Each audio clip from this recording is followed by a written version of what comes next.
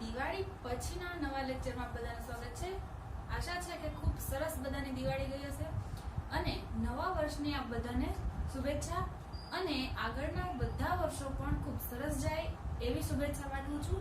અને આજે આપણે નવા વર્ષ પછી એક અલગ ઉત્સવ હોય છે, નવું વર્ષ આવ્યું છે, બધાએ દિવાળી ખૂબ ધૂમધામથી ઉજવેલી છે એવી આશા રાખું છું। અને આજે આપણે જે લેક્ચર જોવાના છીએ એ પણ આપણે નવા વર્ષમાં જેટલો ઉત્સાહ હોય એટલા ઉત્સાહ સાથે જ જોશું, કારણ કે હવે પછી આપણને ગાઈડલાઈન ઉપરથી આવી છે એ પ્રમાણે 23 તારીખથી સ્કૂલ ખુલવાની છે।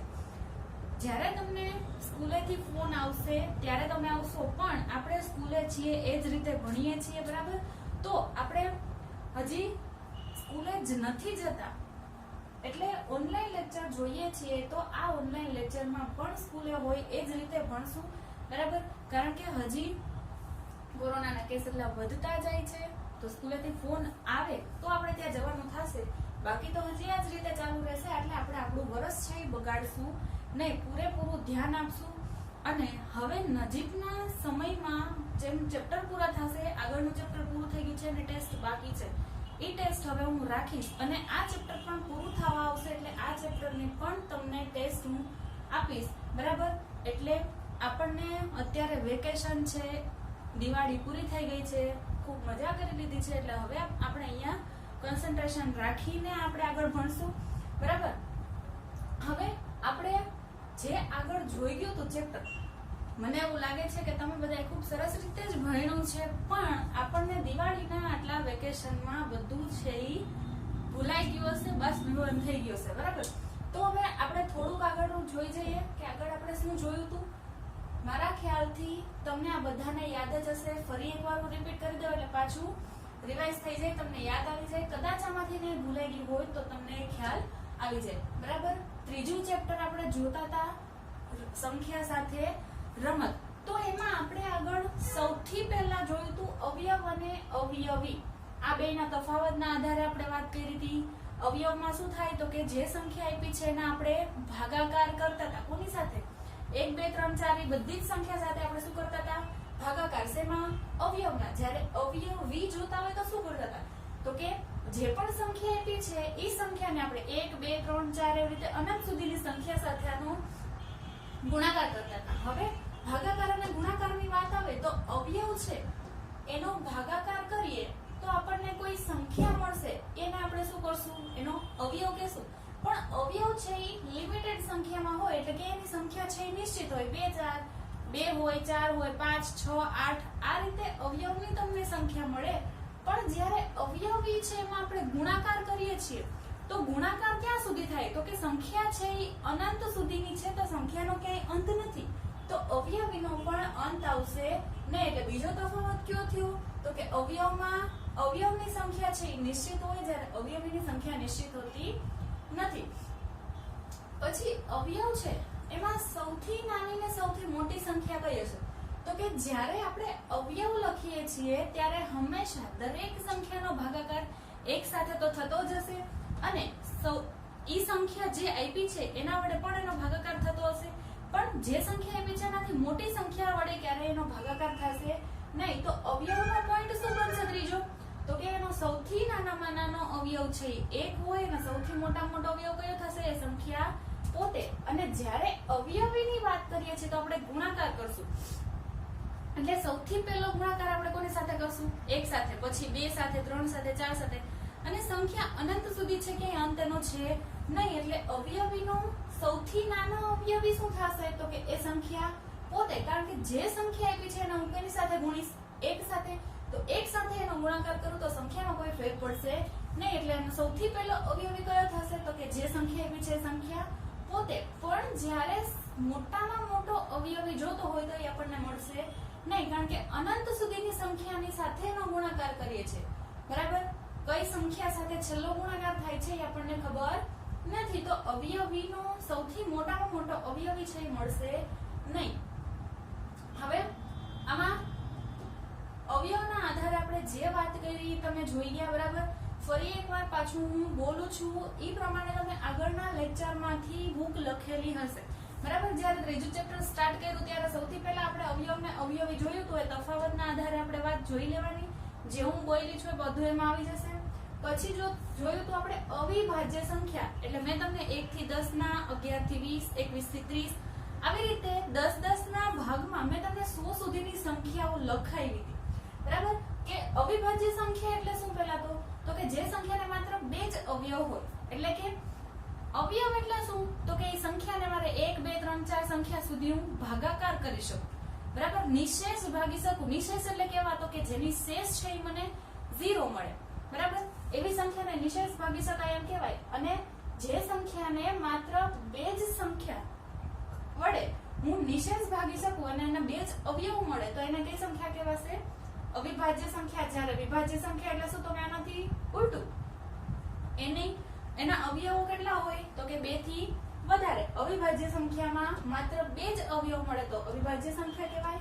અને જે સંખ્યાના અવયવો છે એ 2 કરતા વધારે હોય, 3 હોય, 4 હોય, 5 હોય, સંખ્યાની કોઈ સીમા છે નહીં. એટલે વિભાજ્ય સંખ્યા કેને કહેવાશે તો કે જેના અવયવ 2 થી વધારે હોય.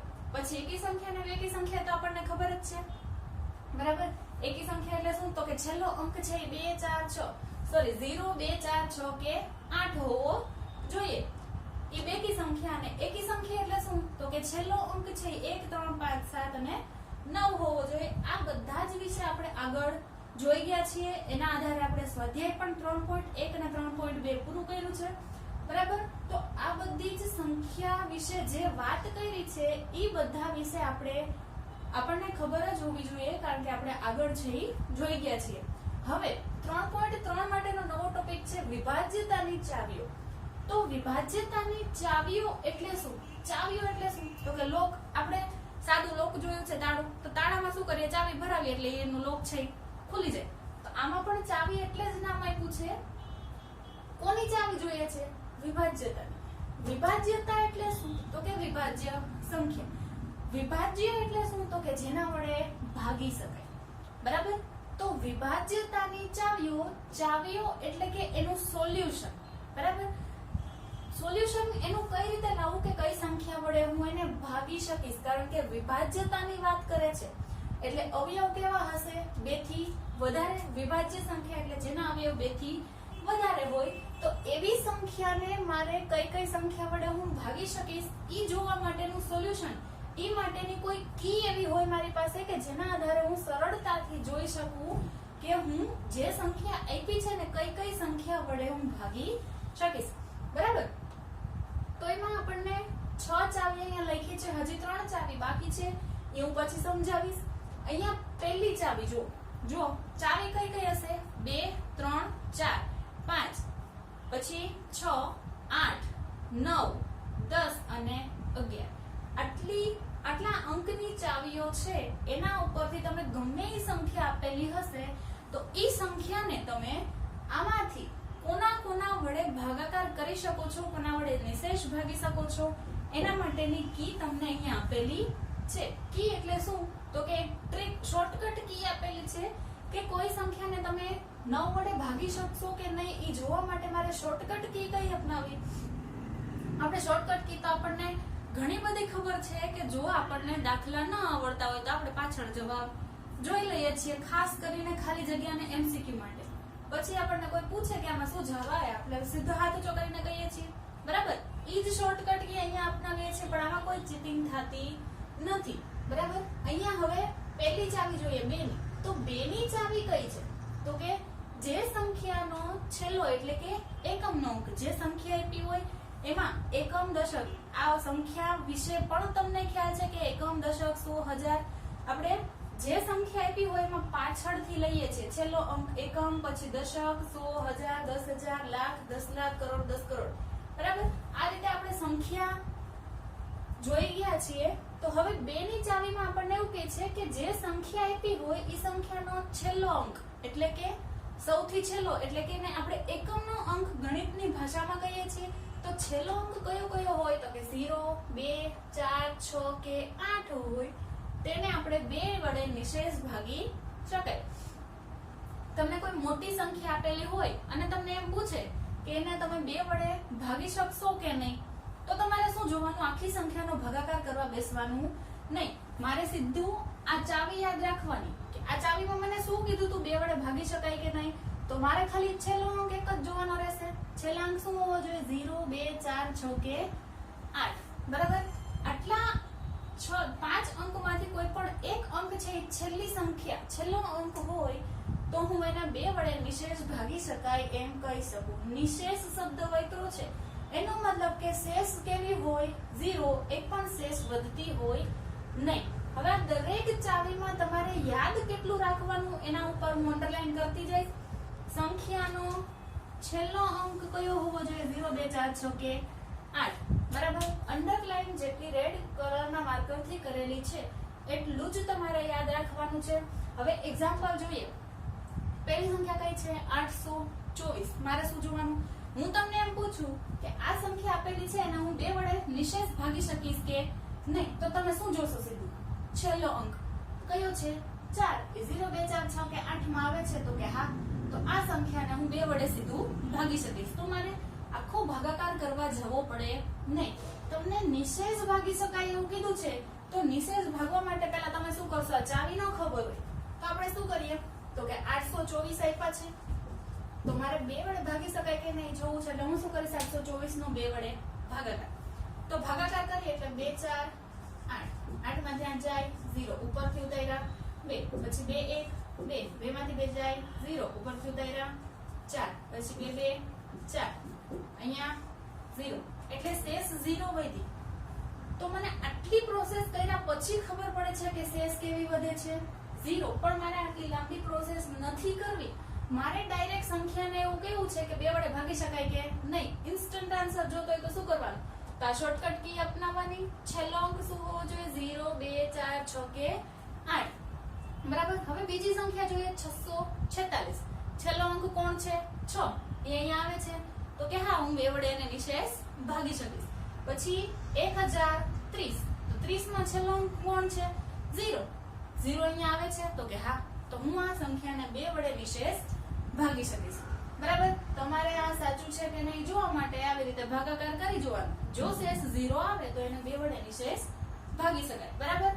લાંબુ કરવાનું એટલા માટે કહું છું કે તમને ખ્યાલ આવે કે આ જે શોર્ટકટ ટ્રીક છે એ કઈ રીતે લાગુ પડે છે. બરાબર. બાકી આપણે દર વખતે ભાગાકાર કરવાની જરૂર નથી.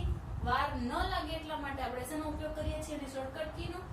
હવે પછી જોઈએ 3 ની ચાવી. અહીંયા 2 ચાવીમાં સરખાપણું જોવા મળે એટલે મેં જે ચાવી સરખા જેવી હોય એને ઉપર નીચે લખી છે. બરાબર.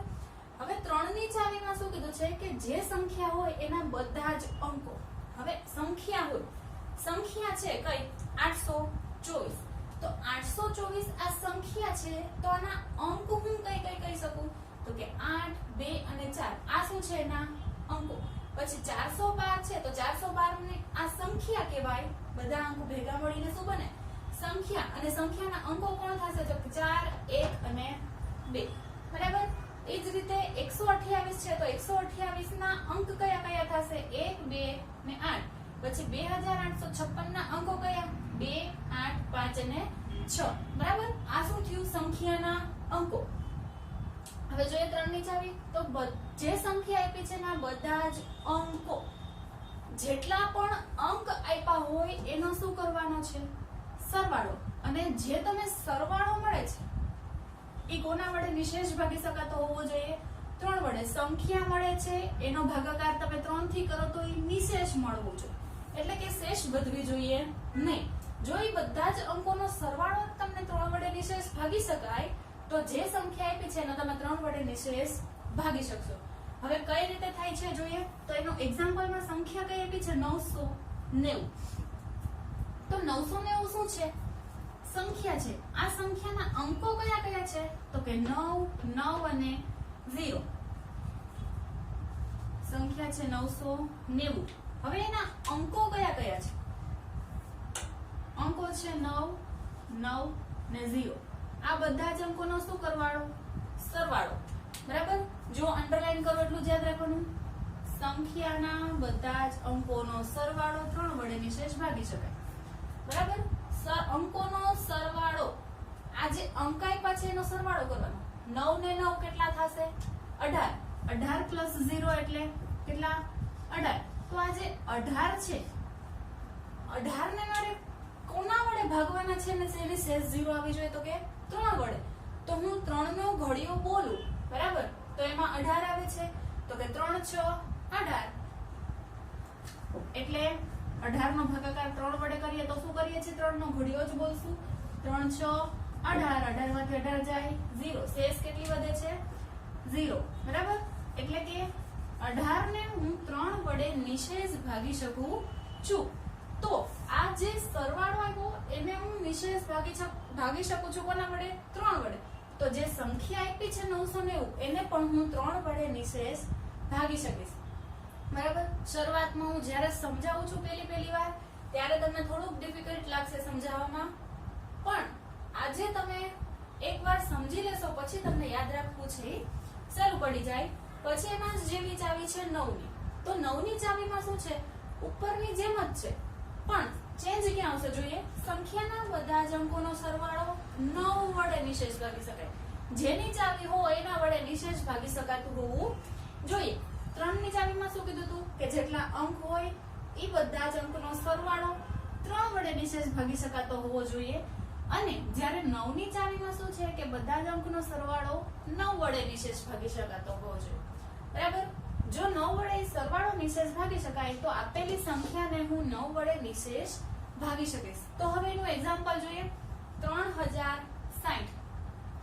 હવે આ સંખ્યા આપેલી છે મારે સરવાળો કોનો કરવાનો છે ના અંકોનો. તો અંકો કયા કયા થશે 3 0 6 0. આ દરેક અંકોનો શું કરવાનો છે સરવાળો.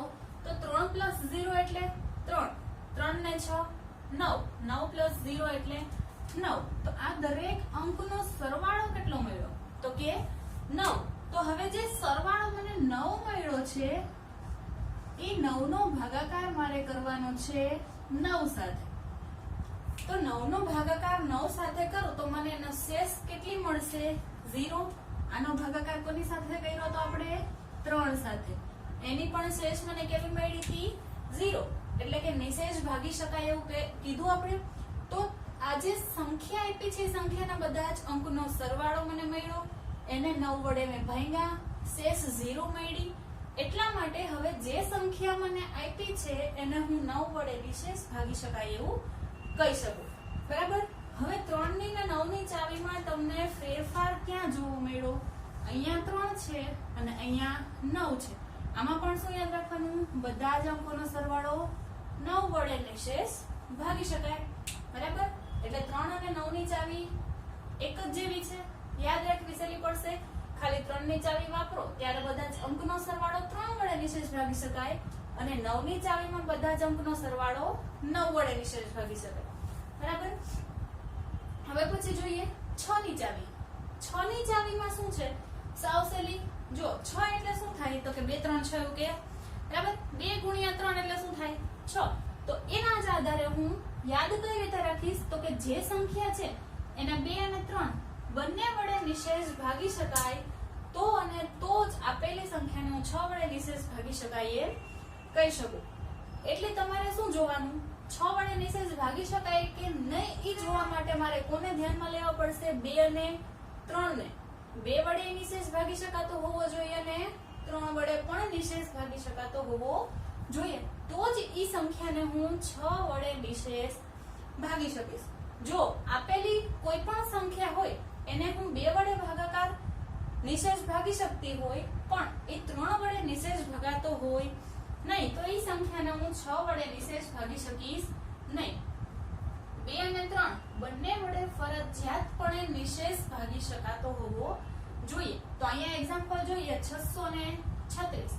તો મારે પેલા 6 વડે નિશેષ ભાગી શકાય છે કે નહીં એ જોવા માટે મારે કોને કોને ધ્યાનમાં લેવાના 2 અને 3 બંનેની ચાવી બરાબર. તો 2 ની ચાવી શું છે તો કે જે સંખ્યા છે એનો છેલ્લો અંક કયો હોવો જોઈએ 0 2 4 6 કે 8. તો અહીંયા છેલ્લો અંક કયો છે 6 જે અહીંયા આવે છે.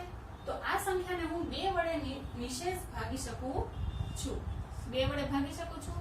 પછી 3 વડે ભાગી શકું કે નહીં તો ઈ જોવા માટે હું શું કરીશ તો 3 ની ચાવી વાપરવાની બધા જ અંકનો સરવાળો 3 વડે નિશેષ ભાગી શકાતો હોવો જોઈએ. તો આ બધા જ અંકો કયા કયા થશે? 6, 3 અને 6. તો 6 ને 3 9. 9 માં 6 ઉમેરો, આ બંનેના સરવાળામાં 6 ઉમેરો. 9 ને 6 કેટલા થશે? 15. તો 15 છે એ 3 ના ઘડિયામાં આવશે. તો 15 નો ભાગાકાર તમે 3 વડે કરો તો તમને શેષ કેવી મળશે? 0. બરાબર? 3 5 15 થાય છે. એટલે 3 વડે પણ હું આ સંખ્યાને નિશેષ ભાગી શકું છું. એટલે કે 2 અને 3 બંને વડે હું નિશેષ ભાગી શકું તો ને તો જ હું 6 વડે નિશેષ ભાગી શકીશ. બરાબર? જો અહીંયા ચોકડી આવતી હોય ને અહીંયા રાઈટ આવતું હોય તો હું 6 વડે નિશેષ ભાગી શકું નહીં. જ્યારે 2 અને 3 બંનેમાં ફરજિયાત નિશેષ ભાગી શકાતો હોવો જોઈએ તો જ હું એ સંખ્યાને 6 વડે નિશેષ ભાગી શકીશ. બરાબર?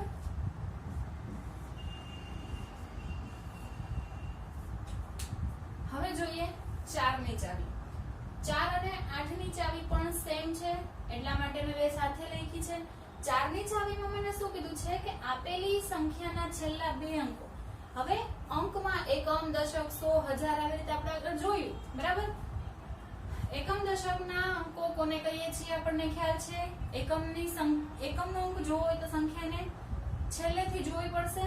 તો અહીંયા શું કીધું છે કે સંખ્યાના છેલ્લા બે અંકો એટલે કે છેલ્લા બે અંકો કયા થશે? એકમ અને દશકના અંકો. એનાથી ઈ બેથી જે સંખ્યા બને છે એ સંખ્યાને 4 વડે નિશેષ ભાગી શકાતો હોવું જોઈએ. તો જ જે સંખ્યા આપી છે એને હું કેના વડે નિશેષ ભાગી શકીશ? 4 વડે.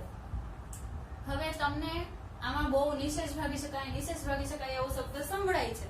બરાબર? એવું જ આવશે કારણ કે આપણે ચાવીઓ જોઈએ છીએ એનો ભાગાકાર થઈ શકે કે નહીં જોઈએ છીએ.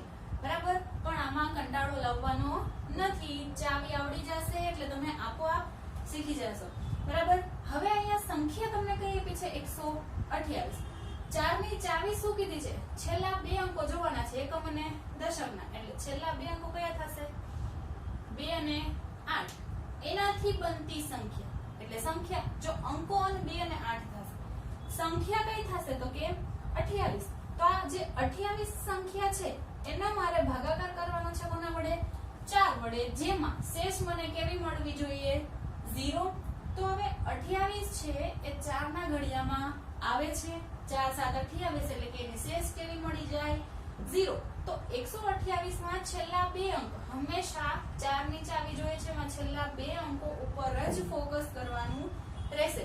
તો 28 છે એને હું 4 વડે નિશેષ ભાગી શકું છું. તો એના ઉપરથી એવી કહી શકું કે 128 છે એને પણ હું 4 વડે નિશેષ ભાગી શકીશ. બરાબર? અહીંયા જોઈએ આપણે કે 28 ભાગ્યા 4. બરાબર? શેષ કેવી મળે છે? 0. એટલા માટે 128 છે એને હું 4 વડે નિશેષ ભાગી શકીશ. હવે એના જ જેવી ચાવી છે 8 ની પણ થોડોક ફેરફાર ક્યાં આવે છે જોઈએ તો કે આપેલી સંખ્યાના છેલ્લા 3 અંક કયા કયા? એકમ, દશક અને 100.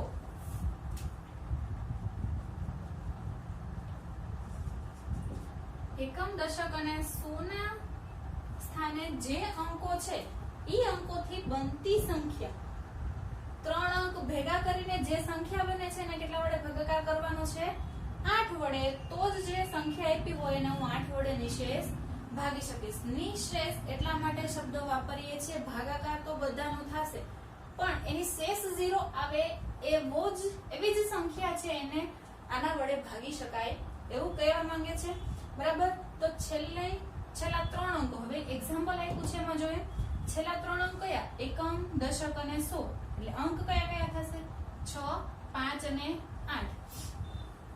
આનાથી બનતી સંખ્યા એટલે કે છેલ્લા 3 અંક છે 8, 5 અને 6. તો એનાથી સંખ્યા કઈ બની? તો કે 856. તો 856 જે છે એનો ભાગાકાર કરવાનો છે કોના વડે? 8 વડે. જેની ચાવી છે એના વડે ભાગાકાર થશે. તો એ ભાગાકાર મને ડાયરેક્ટ નહીં મળે તો હું અહીંયા એનો ભાગાકાર કોના વડે કરીશ? 8 વડે. તો 8 વડે એનો ભાગાકાર કરીએ તો એ સાદો ભાગાકાર આપણે કરીએ છીએ એ જ રીતે કરશું. તો 8 નો ભાગાકાર 856 નો ભાગાકાર 8 વડે 8 1 8 0 ઉપરથી ઉતાર્યા 5. હવે ભાગ ચાલશે નહીં, કારણ કે જેના વડે ભાગ ચલાવીએ છીએ એ સંખ્યા કરતા જે આપણે ભાગાકાર કરીએ છીએ ત્યાં સંખ્યા નાની એવી છે તો બીજી સંખ્યા પણ ઉતારવી પડશે. તો બીજી સંખ્યા ઉતારી એનો એક 0 મૂકશું. હવે 8 7 56 શેષ કેવી મળી 0, એટલે કે નિશેષ ભાગાકાર મળે છે બરાબર, શેષ 0 મળી. તો હું શું કહી શકું કે જે સંખ્યા આપી છે એને પણ હું 8 વડે ભાગી શકીશ બરાબર. અહીંયા આપણે જોવાનું છેલ્લી 3 સંખ્યાની છેલ્લા 3 અંકથી બનતી સંખ્યાને મેં વાત કરી છે, એટલે અહીંયા થાય શું તો કે 856 ભાગ્યા 8 જેમાં શેષ કેટલી મળે છે 0 બરાબર. તો આ જે સંખ્યા આપી છે એને હું 8 વડે ભાગી શકીશ બરાબર. હવે આ દરેક સંખ્યામાં અહીંયા જો 4 ની ચાવી ને 8 ની ચાવીમાં યાદ કેટલું રાખશું તો કે સંખ્યાના છેલ્લા 2 અંકો થી બનતી સંખ્યાને 4 વડે નિશેષ ભાગી શકાય. અને 8 માં શું યાદ રાખશું, છેલ્લા 3 અંકોથી બનતી સંખ્યાને 8 વડે નિશેષ ભાગી શકાય. છેલ્લા અંકો યાદ રાખવા, બાકી તમે આગળથી અંકો ગણી લેશો તો એ સંખ્યાનો ભાગાકાર તમને બરાબર જે જોઈએ છે એ પ્રમાણે મળશે નહીં બરાબર. છેલ્લી સંખ્યા યાદ શેમાં રાખવાની છે તો કે 2 4 અને 8. હજી 5 અને 10 માં પણ આવશે, પણ અત્યાર સુધીમાં આપણે જેટલી ચાવી જોઈએ છે એમાં છેલ્લા અંકો યાદ રાખવાના કે એમાં 2 ની ચાવીમાં 4 ની ચાવીમાં અને 8 ની ચાવીમાં. હવે જોઈએ આપણે 5 ની ચાવી 10 ની ચાવી અને 11 ની ચાવી, જેમાં 5 ની 10 ની સાવ સહેલી ચાવી છે અને 11 ની ચાવી છે એમાં થોડુંક વધારે પડતું ધ્યાન તમારે આપવું પડશે બરાબર. આમ સહેલી જ છે પણ થોડી કટપટી છે. હવે પહેલા 5 ની ચાવી જોઈએ. તો 5 ની ચાવીમાં શું કહે છે કે આપેલી સંખ્યાનો છેલ્લો અંક, ફરી પાછો છેલ્લો અંક કયો તો છેલ્લો અંક શું હોવો જોઈએ 0 અથવા તો 5. અંડરલાઈન કરું છું, સંખ્યાનો છેલ્લો અંક 0 અથવા 5 હોય તો એ સંખ્યાને આપણે 5 વડે નિશેષ ભાગી શકીએ છીએ. હવે ઉદાહરણ જો 565 450 545 580 600, તમે ગમે એ સંખ્યા લો પણ છેલ્લો અંક છે 5 અથવા તો 0 હોવો જોઈએ, તો જ એ સંખ્યાને આપણે 5 વડે નિશેષ ભાગી શકીએ છીએ. હવે પછી 10 ની ચાવી જો ઉપરની જેમ જ છે પણ થોડો ફેરફાર છે.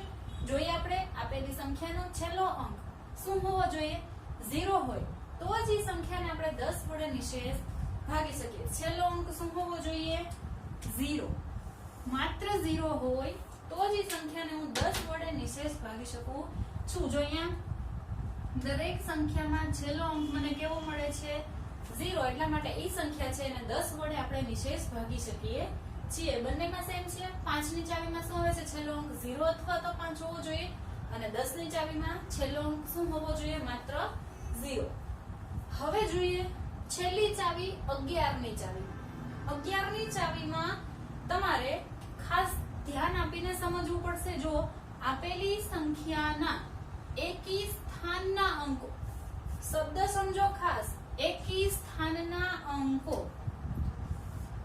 એનો શું કરવાનો છે સરવાળો અને બેકી સ્થાનના અંકોનો સરવાળો, એનો તફાવત શું હોવો જોઈએ 0 અથવા તો 11 નો ગુણક, તો જ મારે 11 વડે એ સંખ્યાને ભાગી શકાય છે. હવે એકી સ્થાનના અંકો, હવે સંખ્યા અને અંકમાં આપણે આગળ જોઈએ ફેર શું તો કે વધારે અંકોથી બને છે જે એને શું કહેવાય છે સંખ્યાને. અંકો શું કહેવાય તો કે જો 565 છે એમાં તો સંખ્યા કઈ કહેવાશે 565, પણ અંકો કયા તો કે 5 6 અને 5. સંખ્યા કઈ 450, અંકો કયા 4 5 અને 0. હવે અહીંયા થોડોક ફેરફાર કીધો છે એકી સ્થાનના અંકો, પણ અહીંયા એક શબ્દ ઉમેરવાનો છે જે કયો છે સંખ્યાની જમણી બાજુથી. જમણી બાજુથી. તો આ પણ ખાસ જોવાનું છે. આપેલી સંખ્યા છે એની જમણી બાજુથી મારે એકી સ્થાનના અંકો અને બેકી સ્થાનના અંકો એ દરેકનો સરવાળો કરવાનો છે અને એકી સ્થાનના અંકોનો જે સરવાળો મળ્યો હોય એમાંથી બેકી સ્થાનના અંકો છે એનો સરવાળો બાદ કરવાનો છે. તફાવત એટલે શું? તો કે બાદબાકી. તો બાદબાકી મને કેટલી મળવી જોઈએ? 0 અથવા તો 11. હવે આ તમને મગજમાં બેસતું નથી તો એને આપણે સૂત્ર પ્રમાણે જોઈએ. સૂત્ર છે એ સહેલાઈથી યાદ રહી જાય. તો અહીંયા શું કીધું? જો પહેલો કૌંસ શેનો લખવાનો? તો કે એકી સ્થાનના જેટલા અંકો હોય એનો સરવાળો કરીને એ સંખ્યાના અંકો મૂકી દેવાના રહેશે. પછી એનો સરવાળો કરવાનો અને બીજા કૌંસમાં શું લેવાનું? તો કે બેકી સ્થાનના જેટલા અંકો છે એ બધા અંકોનો સરવાળો. હવે આનો સરવાળો અને બેકી સ્થાનના અંકોનો સરવાળો તફાવત લેવાનો છે એટલે મેં શું લખ્યું અહીંયા? બાદબાકી. તો આ બંનેના સરવાળાની બાદબાકી લેવાની છે. કેટલી મળવી જોઈએ? કાં તો 0 હોવો જોઈએ કાં તો 11 નો ગુણક હોવો જોઈએ.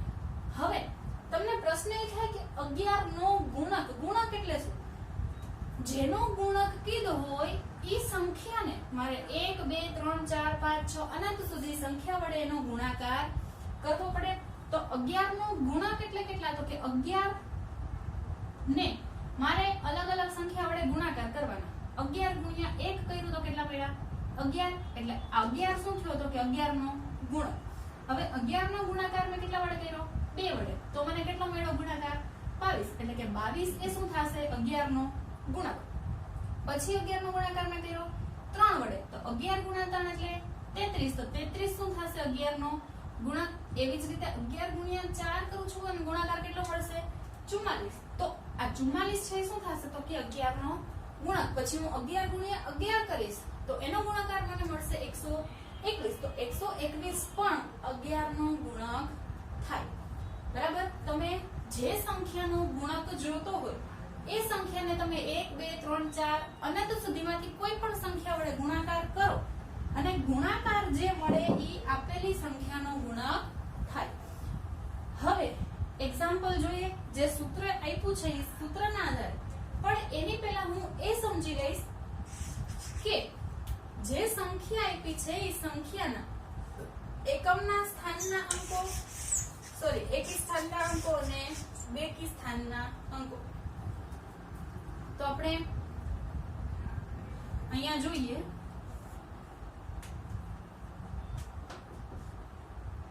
જો સંખ્યા કઈ છે?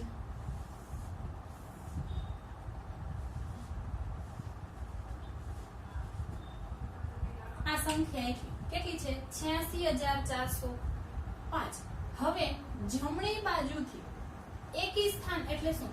જો પહેલા તો જમણી બાજુથી હું ગણીશ કે સંખ્યા કેટલી છે. જમણી બાજુથી હું ગણું એટલે આ થઈ પહેલી સંખ્યા, આ બીજી, ત્રીજી, ચોથી અને પાંચમી. બરાબર? કુલ કેટલી સંખ્યા થઈ? તો કે 5. ક્યાંથી ગણી મેં? જમણી બાજુથી. જમણી બાજુથી ડાબી બાજુ તરફ ગણી એટલે 1 2 3 4 અને કુલ 5 સંખ્યા થઈ. આવી રીતે તમારે દરેકમાં લખવાનું નથી પણ આ કે કયા સ્થાનના અંકો છે એ સમજવા માટે મેં એ તમને લખ્યું. હવે સૌથી છેલ્લો અંક કયો છે? 1. આ 2 3 4 અને 5. હવે આમાંથી એકી સંખ્યા કઈ અને બેકી સંખ્યા કઈ આપણને ખબર છે. જો એકી સંખ્યા કઈ થશે? 1 3 અને 5. આ કઈ છે? એકી સંખ્યા. તો એકી આ 1 3 અને 5 ની જગ્યાએ તમને જે સંખ્યા દેખાય છે ઈ કઈ કહેવાશે? તો કે એકી સ્થાનના અંકો. એકી સ્થાનના અંકો. તો એકી સ્થાનના અંકો, એકી સ્થાન જે છે એની જગ્યાએ કયા અંક છે? તો કે 1 3 અને 5 ની જગ્યાએ કયા સ્થાન છે? 1 ની જગ્યાએ 5. એટલે પહેલો અંક કયો થશે? 5. પછી 1 3 અને 5 ની જગ્યાના સ્થાન. તો 3 ની જગ્યાએ કયા છે? 4. 5 ની જગ્યાએ કયા છે? 8. હવે ઘણામાં ભૂલ શું કરે છે? એકી સ્થાનના અંકો કીધા હોય ને એટલે આમાંથી જેટલા પણ એકી અંક દેખાય એની મૂકી દે. તો 5 જ એક એકી સંખ્યા છે. બરાબર? તો ઈ અંક અહીંયા મૂકી દે. પછી બેકી સ્થાનના અંકો છે ને એમાં કયા કયા લખશે ખબર? 8, 6, 4 અને 0. આ તમને એકી સંખ્યા નથી કીધી, શું કીધું છે? એકી સ્થાનના અંકો, એટલે કે એકી ના સ્થાને જે સંખ્યા આવે ને ઈ સંખ્યા એને એકી સ્થાનના અંકો કહેવાય. એકી સ્થાનના અંકો કયા કયા છે એ જોવા માટે આપણે શું કરશું? તો કે જે સંખ્યા આપી છે ને જમણી બાજુથી ડાબી બાજુ તરફ કુલ કેટલા અંક છે એ ગણવા માટે હું અંક લખું. શરૂઆત ક્યાંથી કરીશ? 1 થી 1, 2, 3, 4 અને 5 ઊંધી ચાલી, બરાબર. હવે આ બધામાં એકી સંખ્યા કઈ છે? તો કે 1, 3 અને 5. તો હવે એકી સ્થાન મને મળી ગયું. કયું કયું છે? 1, 3 અને 5. તો એના અંકો કયા છે? તો કે આ ત્રણેયની જગ્યાએ કોણ આવે છે? 5, 4 અને 8. કોણ કોણ આવ્યું? 5, 4 અને 8. તો આ ત્રણે ત્રણ અંક છે એને મેં અહીંયા લખી નાખ્યા. હવે મારે કોને જોઈએ છે? બેકી સ્થાનના અંકો.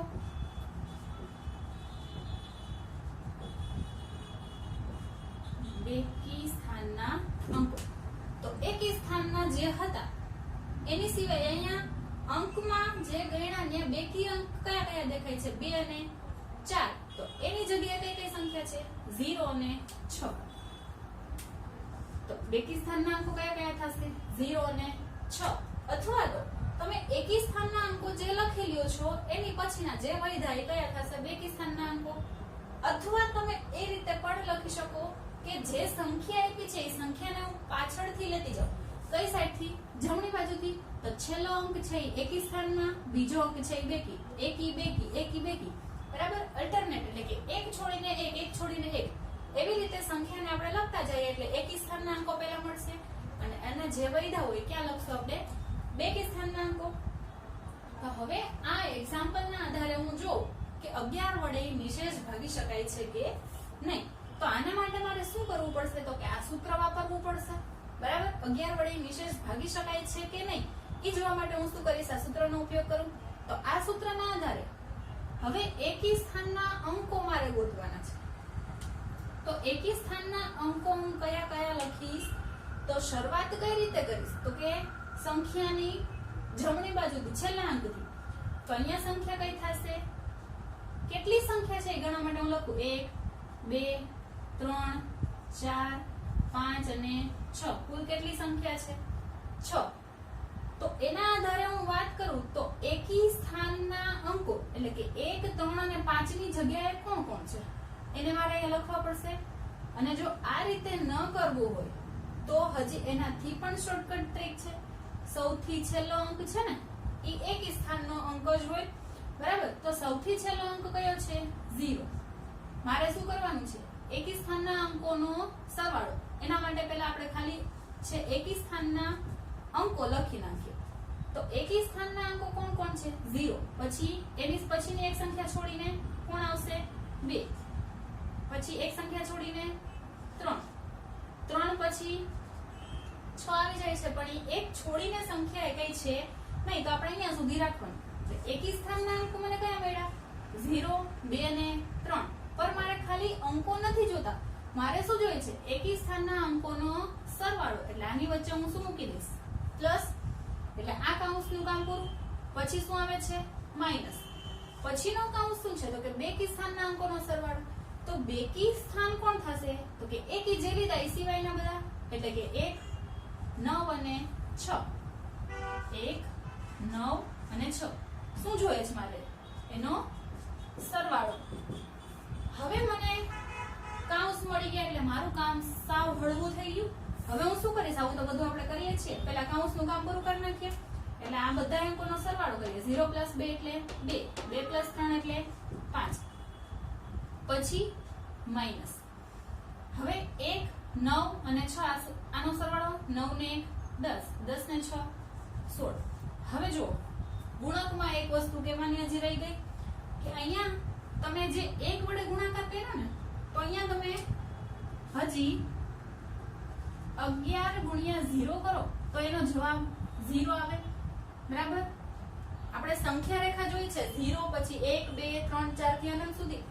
0 થી ડાબી બાજુ કોણ આવશે તો કે -1 -2 -3 -4 એને પણ આપણે 11 નો ગુણક કહી શકીએ તો 11 ગુણ્યા -1 એટલે કેટલા થશે 11 1 11 પણ અહીંયા પ્લસ અહીંયા માઈનસ પ્લસ માઈનસ માઈનસ બરાબર એવી જ રીતે 11 ગુણ્યા -2 તો કેટલા થશે -22 11 ગુણ્યા -3 તો અહીં કેટલા થશે -33 બરાબર એ જ રીતે આપણે આગળ ચાલ્યા જશું તો આ બધા શું થયા 11 ના ગુણક બરાબર તો હવે અહીંયા 5 -16 એક સંખ્યા પ્લસ છે એક સંખ્યા માઈનસ છે અલગ નિશાની હોય તો હંમેશા શું થાય બાદબાકી તો 16 માંથી 5 જશે 16 માંથી 5 જાય એટલે કેટલા વધે 11 પણ જવાબમાં હંમેશા આપણે કોની નિશાની મૂકીએ છીએ મોટા પદની તો 5 અને 16 માંથી મોટું કોણ 16 તો એની જે નિશાની હોય મળશે ક્યાં જવાબમાં બરાબર એટલે મને આ જે સંખ્યા છે એના એકી સ્થાનના અંકોનો સરવાળો કર્યો બેકી સ્થાનના અંકોનો સરવાળો કર્યો અને એનો તફાવત એટલે કે એની બાદબાકી કરી તો મને જવાબ કેટલો મળ્યો -11 હવે જો -11 છે ઈ શું છે જો આપણને શું કીધું કે એનો તફાવત કેટલો આવવો જોઈએ 0 અથવા તો 11 નો ગુણક હવે -11 છે ઈ 11 નો ગુણક છે કે નહીં જોવું પડે કારણ કે 0 તો છે નહીં તો ઈ શું હોવો જોઈએ 11 નો ગુણક તો 11 ને તમે કેટલા વડે ગુણો તો -11 મળે તો કે -1 જે અહીંયા આપણે જોયું બરાબર તો આ -11 છે 11 નો ગુણક છે એટલે આ સંખ્યાને હું 11 વડે નિશેષ ભાગી શકું એમ કહી શકાય બરાબર તો અહીંયા સુધી આપણે આજનો લેક્ચર રાખીએ જેમાં આપણે જોઈશું વિભાજ્યતાની ચાવી એટલે કે કઈ સંખ્યા છે એને હું મોટી સંખ્યા આપેલી હોય તો આસાનીથી એને કઈ રીતે હું જોઈ શકું કે આપેલી સંખ્યાને તમે કોઈ અંક વડે ભાગાકાર કરી શકો કે નહીં બરાબર અને આગળના જે લેક્ચરો છે એનું તમે ફરીવાર રિવિઝન કરી લેશો એટલે અત્યારનો જે લેક્ચર સમજાયો એના પછીના સ્વાધ્યાયમાં તમને કામ લાગશે